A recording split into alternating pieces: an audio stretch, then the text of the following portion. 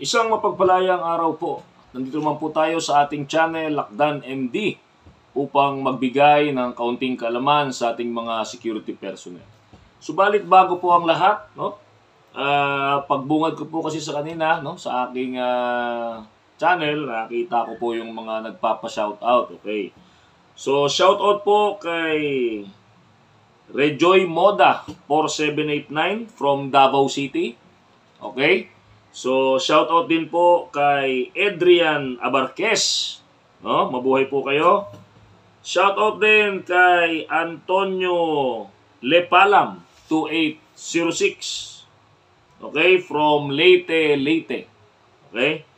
So, shoutout din kay Reynaldo Rosales 2583 from Negros Occidental.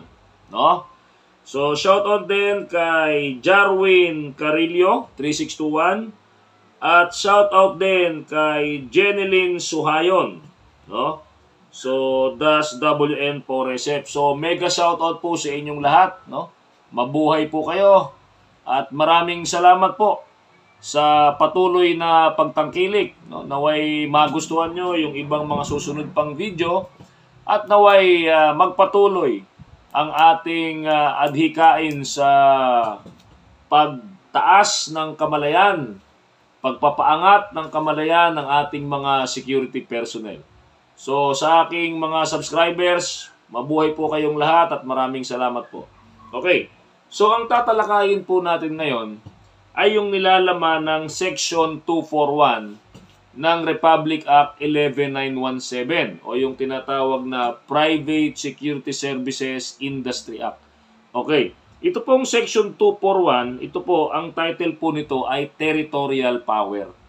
Okay, so tandaan nyo po, bilang mga private security professional or security personnel, meron tayong tinatawag na territorial power, over our area of responsibility.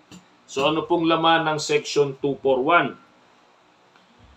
A security guard or a security personnel shall watch and secure the property of the person, firm, or establishment with whom he or she or his/her agency has a valid contract for security services. Okay? So, ibig sabihin, kung hanggang saan lang po yung nilalaman, yung description, yung territorial na sakop ng base doon sa kontrata or memorandum of agreement sa iba, So, hanggang doon lang po ang ating ang sakop ng ating territorial power. Okay. Tapos, ito po, So, hindi ka pwedeng mag-exceed or mag-extend doon. Sabi rito, such service shall not, however, extend beyond the property or compound of said person, firm, or establishment. So, ibig sabihin, hindi pwedeng lumabas doon. Hindi pwedeng, halimbawa,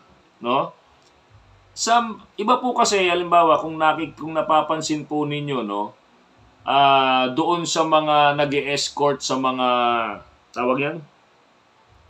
Mga armored vehicle, So, iba po ang kanilang, ang contract nila dyan, hindi naman in-house security. So, iba ang nilalaman ng kanilang kontrata. Dito, kung kayo ay nag-duty, let's say, sa isang mall, sa isang property, department store, supermarket, so hindi po kayo pwedeng lumabas doon sa area of responsibility nyo, sa AOR ninyo. Diba? Kasi minsan may mga naririnig tayo, minsan yung gwardiya inuutusan ng ganito o yung, di ba, inuutusan sa ganyan, di ba? Hindi po pwede. Okay? Kaya maliwanag po, such service shall not, however, extend beyond the property or compound of said person, firm, or establishment, except when required by the latter in accordance, with the terms of their contract, to escort or in hot pursuit of criminal offender. So, pinapayagan lang po pag mayroong hot pursuit. No? Halimbawa, bank robbery. Oh, gwardya ka ng bangko. Oh, let's say, sa tansyahan, kaya ninyo yung, di ba? Sabihin, tulad nung nangyari dun sa, ewan ko lang kung may makakatanda sa inyo, no? Dun sa isang, matagal ng panahon, yung bank robbery dyan sa may Parañaque, isang bangko dyan, na isa pelikula yung buhay ng gwardiya, no? Ang gumanap yata sa pagkakatanda ko si Gary Estrada. Di ba? So, nagkataon, nung hinold up yung bangko, nasa CR siya, no? So, sorry, hindi ko na maalala yung, biglang pumasok lang kasi sa isip ko, no? Hindi ko na maalala yung title ng pelikula. So, nasa CR siya, pinasok ng mga hold-upper yung bangko. So, ang ginawa niya, dahil nasa CR siya, umakyat siya sa bubong ng CR. So, dun siya, no? Hanggang sa halos isa-isa, no?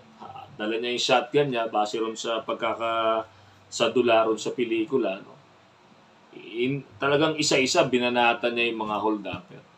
Diba? Yung mga ganong tipo. O kaya naman, nasa mall kayo or supermarket. Diba? Shoplifter. O, tumakbo. O kaya mong habulin o hinabol mo, nakalabas ka sa premises mo. O, so, pwede yon, inabutan mo. O, walang problema doon. So, hot pursuit yun eh. Hot pursuit of criminal offender. Pero yung halimbawa, uutusan kang tawag niyan sa ibang pamamaraan, di ba? May pasusundan sa iyo, background check, background investigation, tailgating, di ba? So, hindi po pwede 'yun. Okay? So, maliwanag po yung sinasabi ng Republic Act 11917 under section 241, no? Territorial power. Okay? So, muli, maraming salamat at mabuhay po tayong lahat. Yan po muna sa ngayon. Sa mga susunod po, tatalakayin natin yung ibang provision ng 11917. Maraming salamat po. Stay safe, be alert, and be aware.